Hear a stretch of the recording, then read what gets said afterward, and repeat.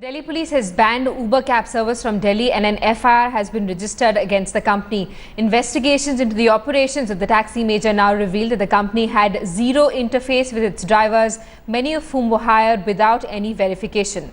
Take a look.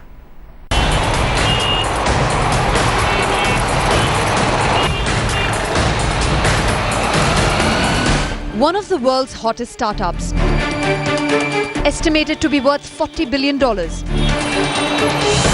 with a presence in 200 countries across the world. So what makes Uber tick?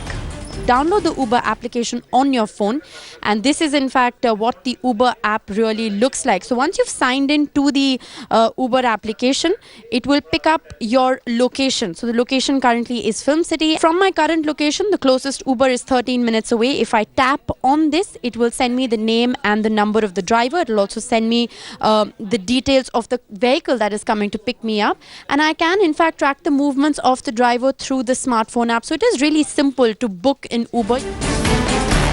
Uber does not directly own the cabs, neither does it employ the drivers. In fact, the company's interaction with the drivers is minimal and with the customer, next to zero.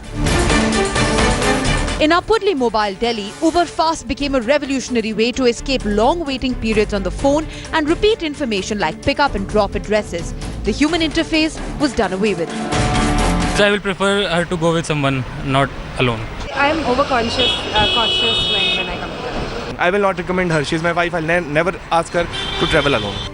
Unlike most other radio cabs that have police-verified ID cards and physical GPS devices, an Uber driver's only link to the company is through a mobile app. The 32-year-old accused of raping a finance executive in Delhi on Friday evening had deleted the app that night and gone off Uber's grid, making it impossible for the company alone to track him. Uber's entry into India forced rivals to rework their marketing strategies and regulators to re-evaluate their rules. The competition is fierce, with companies wooing customers with price cuts and drivers with incentives. The biggest casualty, it appears, in this corporate battle has been women's safety. Bureau Report, Headlines Today.